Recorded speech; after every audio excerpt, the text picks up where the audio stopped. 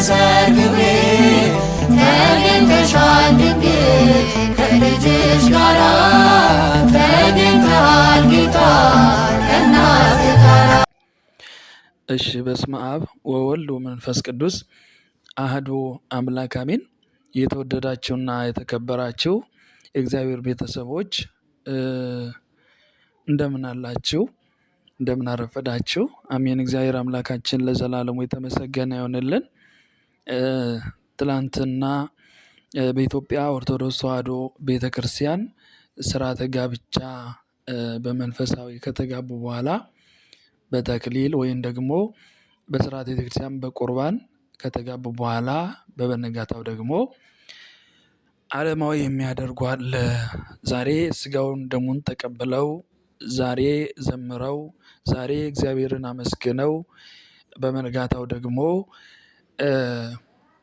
አለባበስን ቀይሮ ዓለማዊ በመሆን የምንዝር ጌጥ በማብዛት ዓለማዊ መሆን አለ። በመብላቱም በመጠጣቱም በሁሉም ነገር እና ይሄ ነገር ከቤተ ክርስቲያን አስተምሮ እንዴት ይታያል የሚለው ተነጋግረንበታል ማለት ነው። በአጭሩ ማለት ነው እና እንደማይገባ ተነጋግረናል። ዛሬ ዘምሮ ነገ ደግሞ መዝፈን፣ ዛሬ አመስግኖ ነገ ደግሞ ቃልን መቀየር ስለማይገባ ዛሬ የእግዚአብሔር ወዳጅ ሆኖ ነገ ደግሞ የሰይጣን ወዳጅ መሆን አያስፈልግም። ምክንያቱም የመንዝር ጌጥ በማብዛት በመለባበስ በመቀባባት አጋንንት እንደሚያድሩብን ተነጋግረናል ትላንትና ማለት ነው። ምክንያቱም የመንዝር ጌጥ የሚለብሱ ሁልጊዜ የሚከታተሉ እህቶቻችን በአጸ ዝሙት ወንዶችም ይፈተናሉ፣ እነሱም ይፈተናሉ፣ የዲያብሎስ ማደሪያም ይሆናሉ ተባብለን ተመካክረንና ተማምረን ነበረ። ዛሬ የተጠየቀ ጥያቄ አለ። እሱም ምንድነው? ድንግልና ማለት ምን ማለት ነው? ስንት አይነት ድንግልናስ አለ? በቤተክርስቲያን አስተምሮ እንዴት ነው ትርጉሙ? እንዴት ይሰጣል? የሚል ነው። አጠር ባለ መልኩ መልስላችኋለሁ። ድንግልና የሚለው ቃል የግዕዝ ቃል ነው። የግዕዝ ቃል ነው። ተደንገለ ተጠበቀ ከሚለው የግዕዝ ቃል የተገኘ ሲሆን ትርጉሙ መጠበቅ ማለት ነው። ድንግልና የሚለው ቃል ለሰዎች ልጆች የሚነገር ነው። ወንድ የማታውቅ ከወንድ ጋር ሩካቤ ስጋ ፈጽማ የማታውቅ ልጃገረድ ሴት ወይም ደግሞ ከሴት ጋር ተገናኝቶ ማለት ነው በግብረ ስጋ የማያውቅ ወንድ ድንግል ይባላል ማለት ነው። ድንግል ይባላል።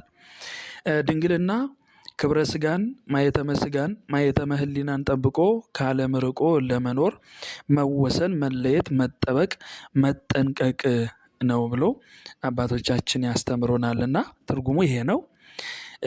ገላጭ ማረጋገጫው ለዚህ ገላጭ ማረጋገጫው ምንድነው ከተባለ ማየተሙ ምስክሩ ለእያንዳንዱ ሰው የዓላማው ጽናት ነው ማለት ነው። የዓላማው ጽናቱ አንድ ሰው ወደፊት ድንግልናዬን መጠበቅ አለብኝ፣ ዛሬም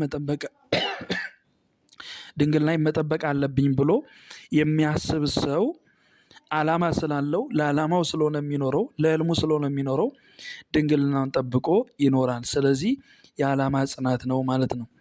የድንግልና ሕይወት ወንድ ከሴት ሴት ደግሞ ከወንድ ርቀው እንጠብቀው በጾም በጸሎት በስግደት በምጽዋት በትሩፋት በመታጀብ ራስን ለእግዚአብሔር በማስገዛት የሚፈጸም ሕይወት ሲሆን ምሕረትና ይቅርታ፣ ትዕግስትና ርኅራኄ፣ ፍቅርና ሰላም ያስገኛል ብሎ ሰው አምኖበት ድንግልናውን ጠብቆ የሚኖርበት ነው ማለት ነው። ይህንንም ታላቁ ሊቅ ታላቁ አባታችን ብርሃነ ዓለም ቅዱስ ጳውሎስ በአንደኛ ጢሞቴዎስ ምዕራፍ 6 ቁጥር 11 ላይ ለመንፈስ ልጁ ለጢሞቴዎስ ሲናገር እንዲህ አለ። አንተ ግን አለ የእግዚአብሔር ሰው ሆይ ከዚህ ሽሽ፣ ጽድቅንና እግዚአብሔር መምሰል እምነትንም ፍቅርንም መጽናትንም የዋህነትንም ተከታተል አለ። አንተ ግን የእግዚአብሔር ሰው ሆይ አለ ከዚህ ሽሽ። ከምን ሽሽ እያለ ነው? ከምንዝር ጌጥ ሽሽ፣ ከዓለማዊ ነገር ሽሽ፣ ድንግልናን ጠብቅ፣ ዓላማህን እወቅ እያለ ነው። ከዚህ ሽሽ፣ ጽድቅንና እግዚአብሔርን መምሰል እምነትንም ፍቅርንም መጽናትንም የዋህነትንም ተከታተል። ስለዚህ የዓላማ ጽናት ነው ማለት ነው። ድንግልናን ለመጠበቅ የሚያበቃ ዓላማ ያለው ሰው ነው ማለት ነው እና ቅዱስ ጳውሎስ ይህንን ይነግረናል ማለት ነው። ስለዚህ ድንግልና ማለት መጠበቅ፣ መቆጠብ፣ መታቀብ ማለት ነው። ራስን ማቀብ ማለት ነው። ይህንን ካልኩኝ የድንግልና አይነቶች ስንት ናቸው ሲባል 2 አይነት ድንግልና አለ። ድንጋሌ ስጋና ድንጋሌ ነፍስ ማለት ነው። ድንጋሌ ስጋ በቤተክርስቲያናችን አስተምሮ 2 ነው ድንግልና። ድንጋሌ ስጋ ስንል ምን ማለት ነው?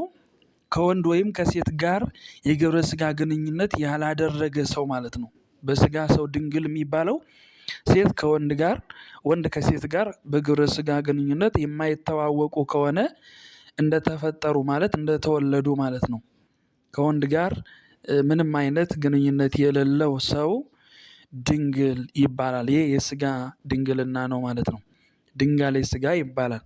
ድንጋሌ ሕሊና ወይም ደግሞ ድንጋሌ ነፍስ ማለት ደግሞ አባታችን ቅዱስ ዮሐንስ አፈወርቅ ሲናገር እንዲህ ይላል። በእውነት ድንግልና የምትባለው ድንጋሌ ነፍስ ናት ይላል። በእውነት አለ።